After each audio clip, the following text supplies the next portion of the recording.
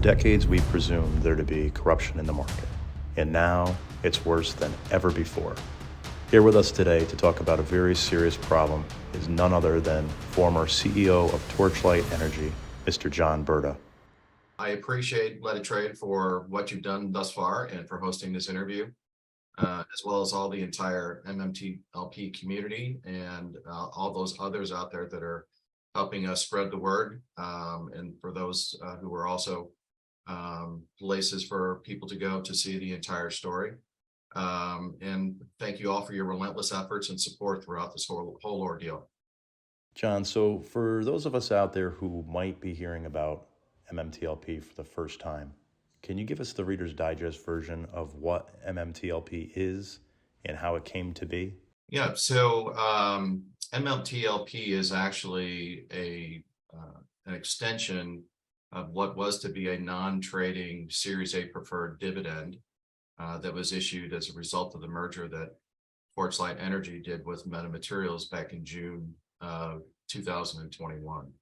The Series A preferred shares were issued to all holders of record on the record date, and it was designed to be a placeholder for the value of the oil and gas assets that were part of our definitive agreement that we reached with Meta Materials.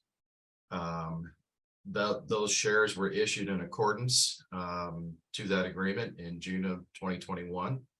And then roughly 4 months later, the Series A preferred was applied for a ticker by two market makers using an obscure methodology to get stocks listed, and with no involvement from the issuer and with false information on OTC markets about myself and the Torchlight organization.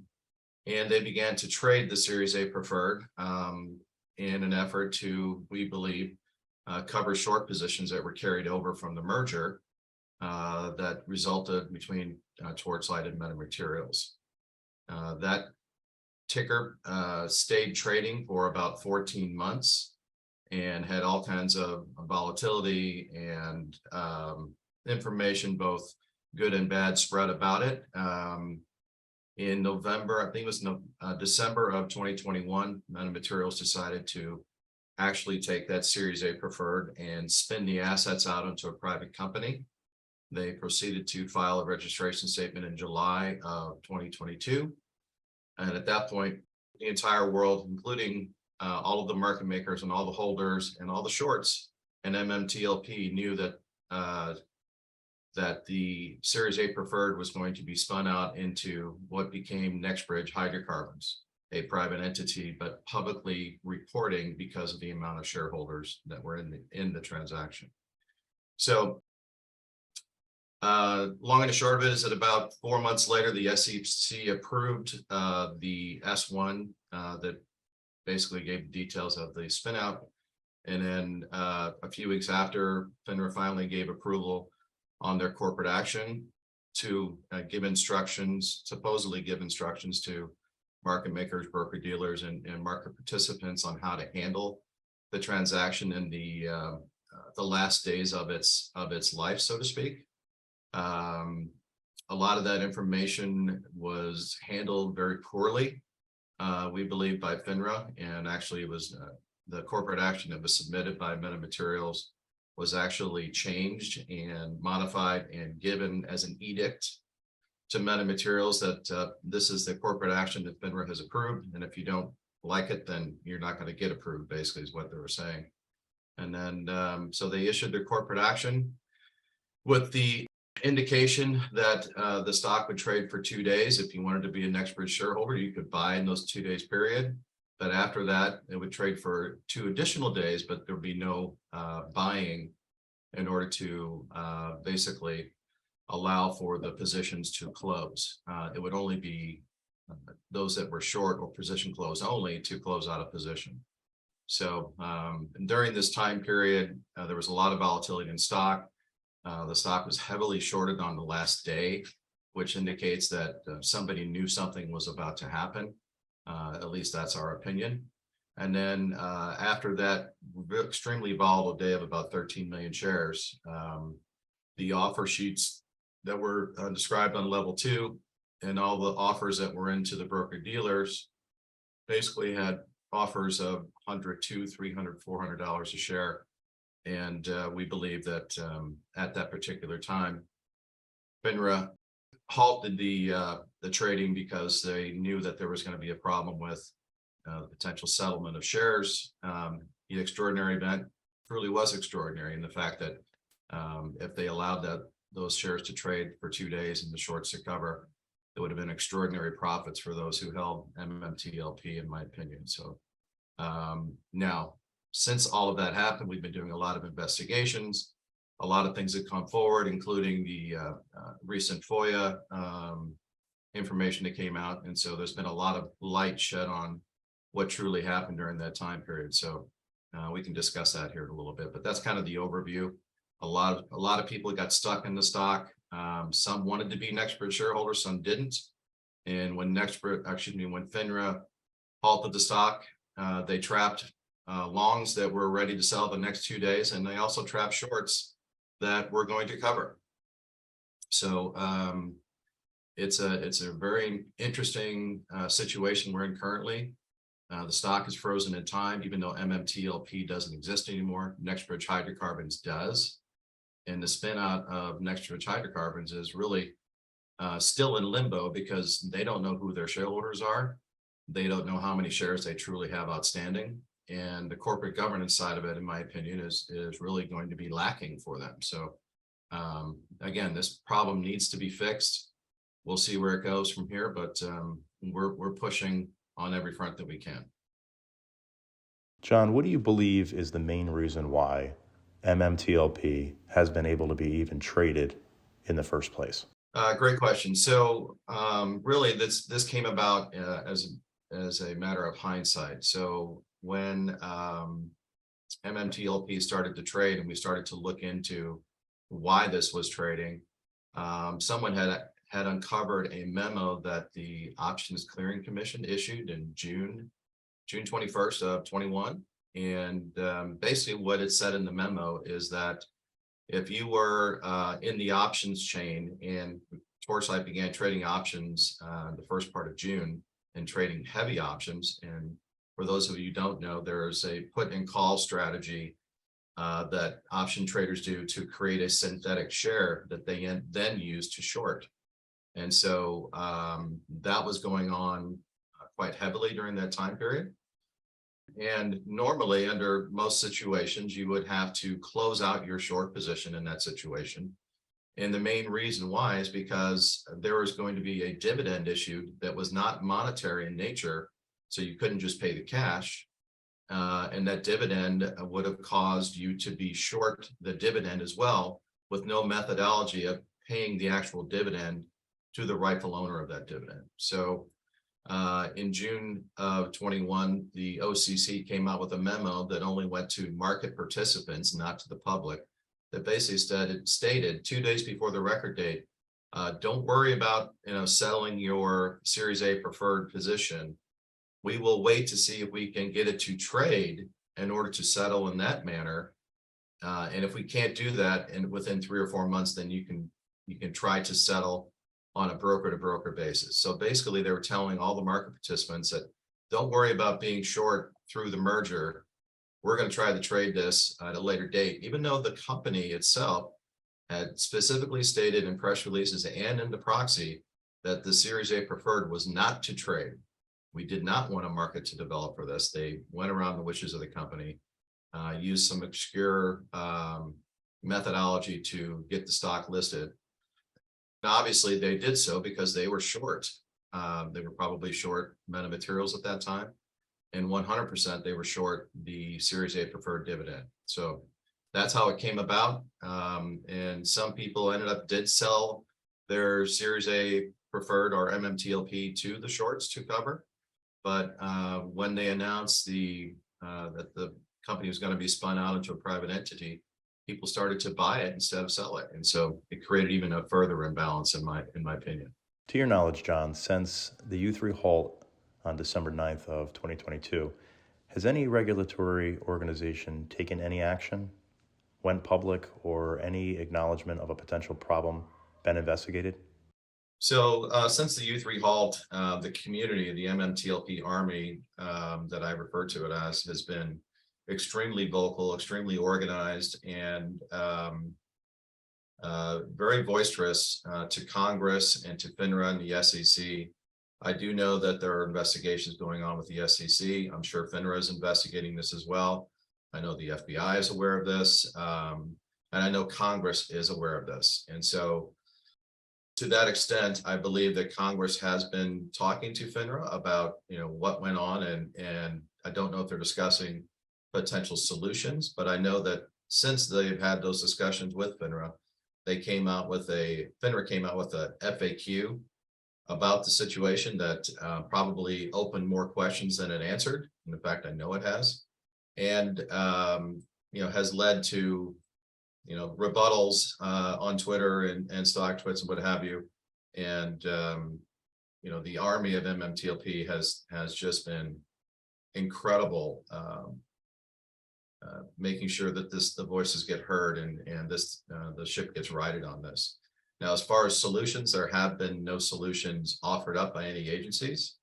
The folks that we're working with in Congress are trying their best to get some things organized, to get answers from FINRA on not only what happened, who did it, what the share count is, the imbalance, but more importantly, how are you going to fix this situation? And secondly, but just as important, how are you going to fix the situation for all companies moving forward?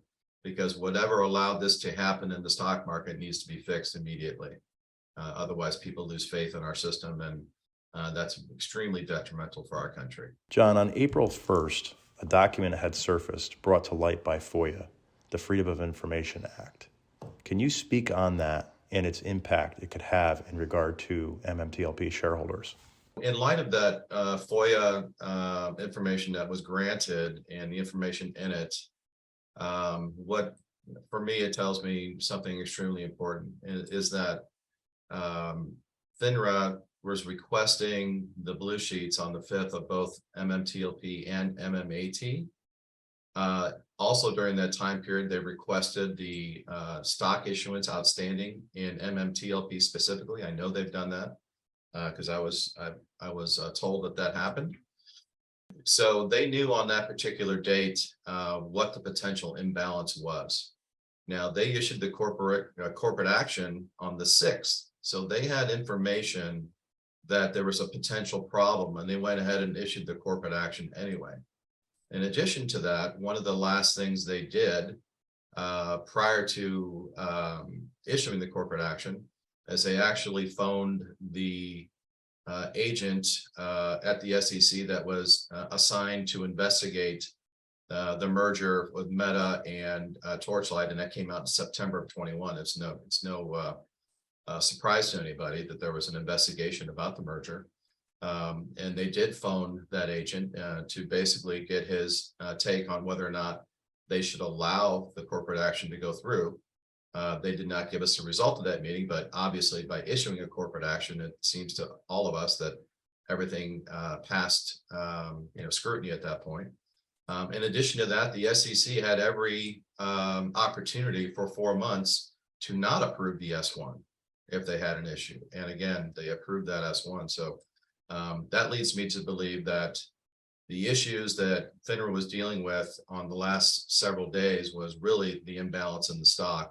And quite frankly, if it was a small imbalance, they never would have halted the stock on Friday the 9th. If it was 5 or 6 million or 10 million shares, the market could work that out rather quickly.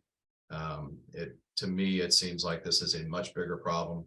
And hopefully, with the help of Congress, we'll get to those answers sooner rather than later, and then work towards a result that works for everybody. So, and I do think that Congress has asked us and me specifically, what kind of rules would you change? And I said, look, there's a lot of things I would change about the way the markets work, but I don't want to change anything until we get all the data that FINRA has. That way, you're going to get bipartisan support when you have the facts in writing as to what really happened. To throw something against a wall in a partisan effort, I think is a terrible thing to do. This is an American issue. It's not a Republican or Democratic issue. This is an American issue. So we need to fix this. And the right way to do that is to get the facts, develop the laws around it, and get buy-in from both sides.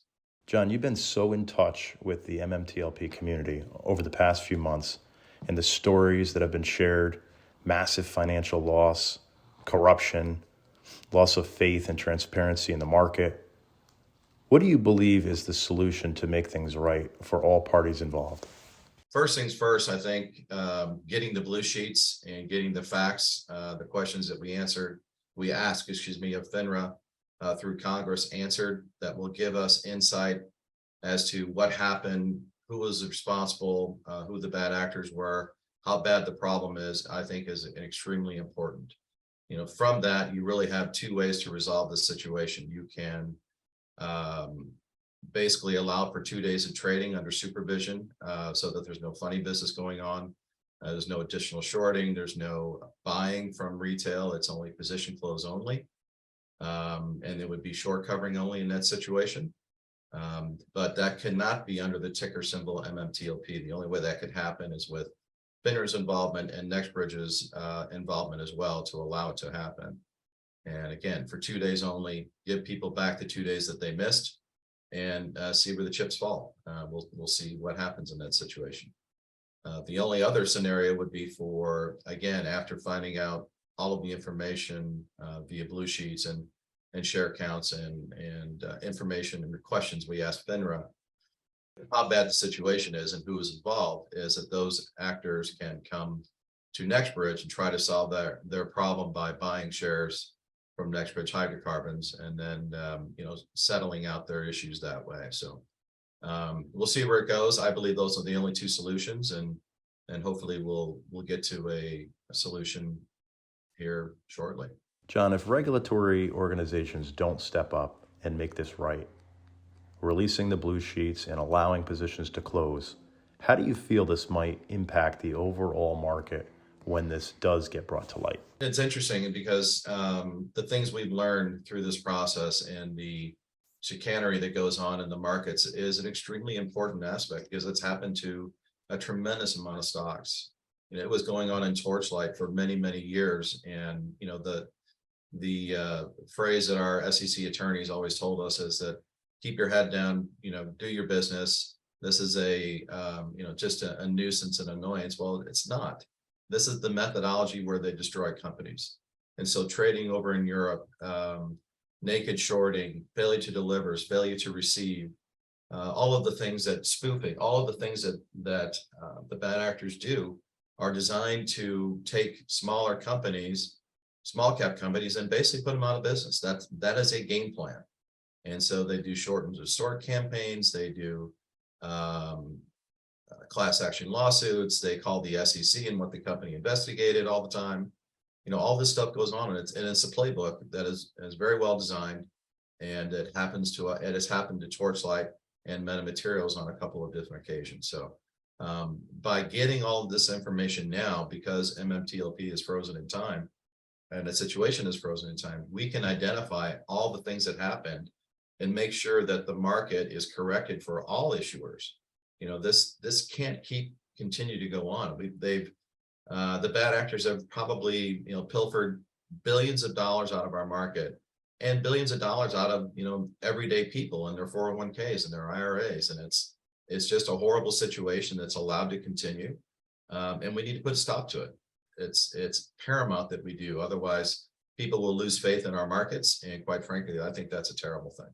John, if this interview was to fall into the eyes of an individual who had the capacity to stand up, do what's right, and make a change for the greater good, what would you say to this person right now? Well, I would say that if you're in an organization like FINRA or DTCC or the SEC or even Options Clearing Commission, and you saw what's going on with MMTLP and Torchlight and MMAT, and you see what's going on a daily basis with smaller companies that are getting destroyed, I think you have a moral obligation to stand up and say something. For example, even if you're in a broker dealer or a market maker or a hedge fund and you're involved in doing this, sooner or later your conscience has to get better of you and say, okay, look, this has to stop. This is not good for our country. It's not good for our people that are living on fixed income. that are in IRAs and 401ks. This is not sustainable in the long run. And I would ask you to come forward in a private manner and let us know what you know. That would be incredible for us to continue to gain knowledge to make sure that the situation with MMTLP is satisfied, but even more importantly, the situation for the entire markets is made transparent, legitimate, and principled. John, in closing, we at letittrade.com want to thank you for all you've done for the MMTLP community. To go above and beyond daily as you do for complete strangers speaks volumes about you as a CEO, a leader, and your character as a human being. We thank you.